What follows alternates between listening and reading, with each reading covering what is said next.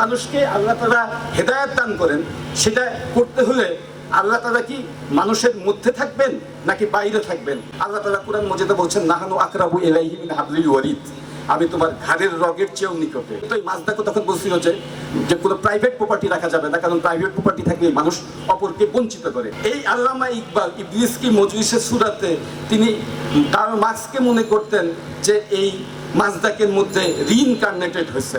এমন একটা জগৎ প্রতিষ্ঠা করতে হবে যেখানে ব্যক্তি এবং আল্লাহর মধ্যে কোনো পার্থক্য থাকবে না, রুহানিয়াতের জগৎ, এবং যেখানে মানুষের অধিকার প্রতিষ্ঠা হবে সাম্যের ভিত্তিতে এবং মানুষ কখনোই অন্যকে বঞ্চিত করতে পারবে না। কিন্তু ইসলাম বা জুডাইজম বা খ্রিস্টানিটি বলে এইটা হচ্ছে একটা অনন্ত প্রক্রিয়া, এবং সেই প্রক্রিয়ার মধ্য দিয়ে আসলে অন্ধকার মানুষকে শুধুমাত্র নির্বাপিত করে না, এটা মানুষকে বিকশিত করায়। ইরানে আরেকজন দার্শনিক ধার্মিক ধর্মপ্রচারক আসছিলেন, যার কথা না বললে এই পুরা প্রক্রিয়াটা শেষ হবে না। সেটা হচ্ছে মানি। আমরা জানি যে মানির ধর্ম হচ্ছে মানব ইতিহাসে এমন একটা ধর্ম যেটা আসলে এই যে আলো এবং অন্ধকারের দ্বন্দ্ব, এটাকে একটা সিস্টেমেটিক প্রক্রিয়ার মধ্য দিয়ে ডেভেলপ করছে। এটা নিয়ে সবচেয়ে ভালো কাজ করছেন হচ্ছে হাঙ্গেরিয়ান আমেরিকান হিস্টোরিয়ান ছিলেন সুজানা গুলগাসি। তিনি দেখাইছেন যে মানির ধর্মতেই প্রথম আমরা দেখি যে এই আলো যে জগৎকে বিকশিত করে, সেটি শুধুমাত্র আলো না, এর মধ্যে এক ধরনের রেশনালিটি বা যৌক্তিকতার বিষয়ও আছে। উনি এটাকে নাম দিচ্ছেন হচ্ছে একটা গ্রিক শব্দ থেকে, আসলে উনি দেন নাই, যখন এটাকে অনুবাদ করা হয়েছে সেটা হচ্ছে নুজ। এই নুজ মানে হচ্ছে রিজন এবং ইন্টালেক্ট। এবং আমরা দেখি যে মানি বলতেন যে জগৎকে আলোকিত করবার জন্য চারজন প্রতিনিধি আছেন। একজন যীশু খ্রিস্ট অর্থাৎ ঈসা ইবনে মারিয়াম, বুদ্ধ, জরোয়াস্টার, এবং মানি হচ্ছেন শেষ ব্যক্তি। এবং সেখানে যে ঘটনাটা ঘটে, আপনি লজিক্যাল ফ্রেমওয়ার্কের মধ্য দিয়ে মানুষকে হেদায়েত করেন। এবং দেখেন আমরা কিন্তু যখন ওল্ড টেস্টামেন্ট পড়ি, সেখানে আপনি যখন এক্সোডাস পড়বেন বা ডিউটেরোনমি, সেখানে দেখবেন যে মুসার কাছেও কিন্তু, মোজেসের কাছে, মসির কাছে কিন্তু আল্লাহ নিজেকে সেই আলো হিসাবেই প্রকাশ করছেন।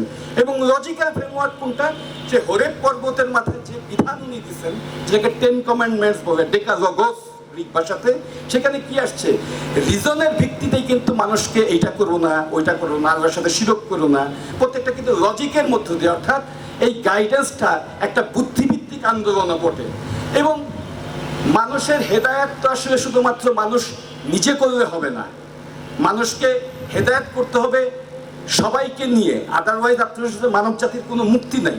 জরোয়াস্টারই কিন্তু আসলে এই লাইনের যে যিনি প্রথম ব্যক্তিত্ব, তিনি কিন্তু আসলে এই সিস্টেমটা প্রবর্তন করেন। তিনি সেই আবেস্তি ভাষায় বলতেন হুমাতা হুক্তা হুরভাস্তা। হুমাতা মানে দেখেন জরোয়াস্ট্রিয়ান ভাষায় যেটা এইচ, সেটা আপনার ভারত অঞ্চলে হয়ে যায় এস, আহুরা অসুরা।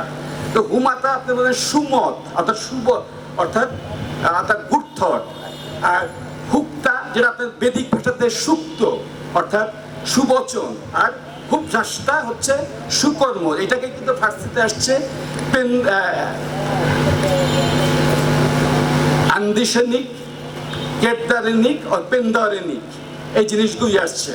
তো এখন প্রশ্নটা হচ্ছে যে এই যে মানুষকে আল্লাহ তাআলা হেদায়েত দান করেন, সেটা করতে হলে আল্লাহ তাআলা কি মানুষের মধ্যে থাকবেন নাকি বাইরে থাকবেন? এই দ্বন্দ্বটা শুরু হয়েছিল মানির সময়। মানি মনে করতেন যে এই যে ভ্রমণ প্রক্রিয়ার মধ্য দিয়ে যেটা ক্ষুদি দর্শন শুরু হয়, এইটা প্রথম মানি শুরু করছেন যে মানুষকে যে হেদায়েত দান করবে এই নবী রসুল, উনি তো আসলে চারজনের কথা বলছেন, কিন্তু তারা তো বেশি দিন বাঁচবেন না, তখন এই প্রক্রিয়াটাকে চালু রাখবেন কেমনে? এখানে একটা অ্যাসোসিয়েটেড প্রশ্ন আসছে, সেটাকে তারা বলতো ইলেক্ট। এবং যারা এটাকে শুনতো অর্থাৎ এইটাকে পার্সু করতো, তাদেরকে বলা হয়তো অডিটোরেস। কিন্তু পরবর্তীকালে মানির দর্শনটাকে এমনভাবে ব্যাখ্যা করা হয়েছে যে এই দর্শনটা আসলে কোনো বাইরের কোনো জার্নি না, আসলে এই আলোক সত্তা সমগ্র জগতে মানুষকে নিয়ে পরিভ্রমণ করে একসময় পরম সত্যের সাথে নিজেদেরকে মিলন ঘটায়। ফলে দেখা যাচ্ছে যে পরবর্তীকালে বৈদিক সূত্র, এমনকি আমরা যদি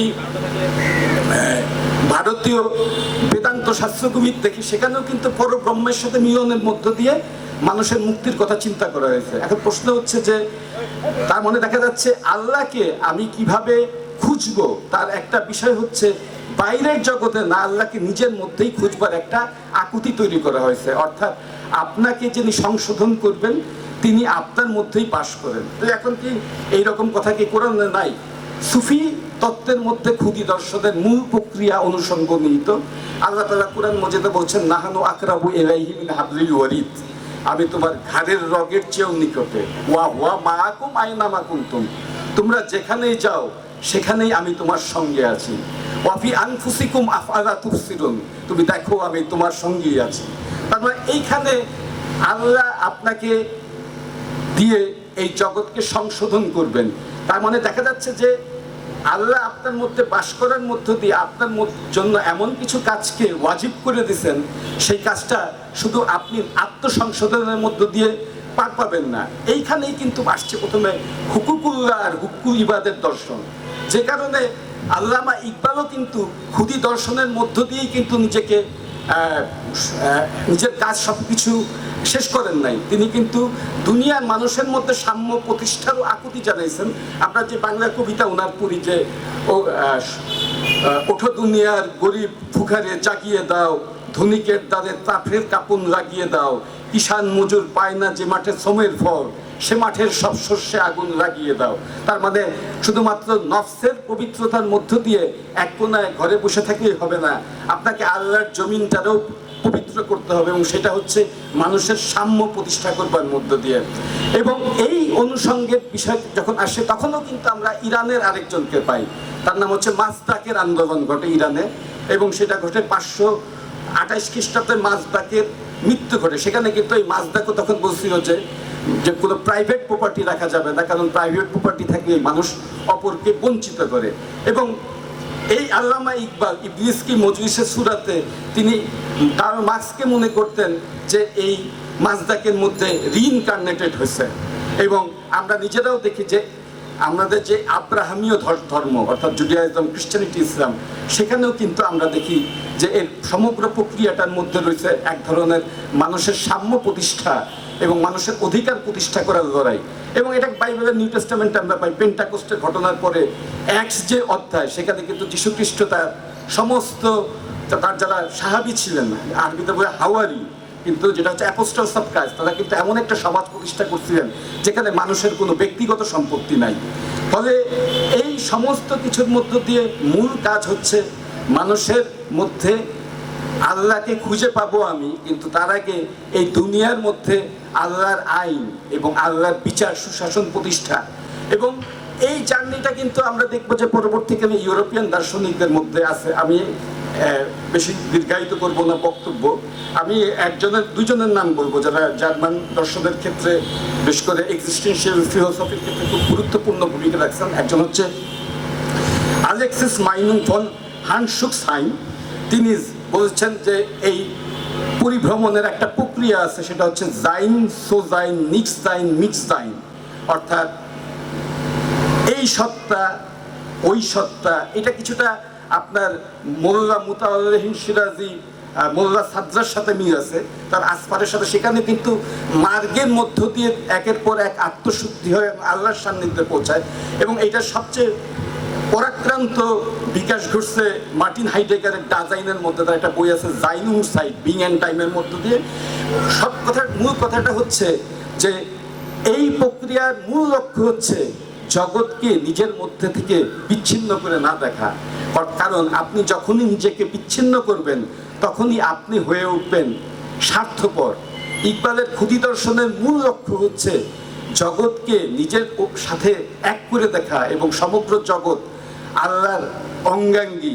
ফলে প্রত্যেক মানুষ এবং প্রত্যেক জীবের অধিকার প্রতিষ্ঠা করতে হবে। শুরুতে বলছিলাম যে জালালউদ্দিন রুমির কনসেপ্ট তার মধ্যে খুব সুক্রিয়াশীল ছিল, এবং জালালউদ্দিন রুমির কনসেপ্টটা হচ্ছে এরকম যে আসলে এমন একটা জগৎ প্রতিষ্ঠা করতে হবে যেখানে ব্যক্তি এবং আল্লাহর মধ্যে কোনো পার্থক্য থাকবে না, রুহানিয়াতের জগৎ, এবং যেখানে মানুষের অধিকার প্রতিষ্ঠা হবে সাম্যের ভিত্তিতে এবং মানুষ কখনোই অন্যকে বঞ্চিত করতে পারবে না।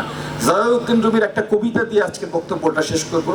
রুমি বলছিলেন যে শত সহস্র পথ অতিক্রম করে আমি তোমার দরজার কাছে এসে পৌঁছলাম, তারপর আমি তোমার দরজায় কড়া নামলাম। ভিতর থেকে প্রশ্ন আসলো কে? বললাম আমি। উত্তর এলো ফিরে যাও, কারণ আমি আর তুমি বিভাজন রয়ে গেছে। এরপরে আবারও শত সহস্র পথ, হাজার বছর অতিক্রম করে আমি আবার তোমার দরজার কাছে আসলাম, আবারও আমি তোমার দরজায় কড়া নাড়লাম। ভিতর থেকে প্রশ্ন আসলো কে? বললাম তুমি। দরজা খুলে গেল। কারণ মানুষ আর আল্লাহর মধ্যে কোনো ভেদ রইল না। আর আল্লাহ আর মানুষের মধ্যে যখন কোনো ভেদ থাকবে না, তখন মানুষের সমাজে সাম্যর কোনো ঘাটতি থাকবে না এবং মানুষের মধ্যে আদর ইহসান সম্পূর্ণরূপে তার প্রকাশ ঘটবে। সবাইকে অনেক ধন্যবাদ। Thank you so much.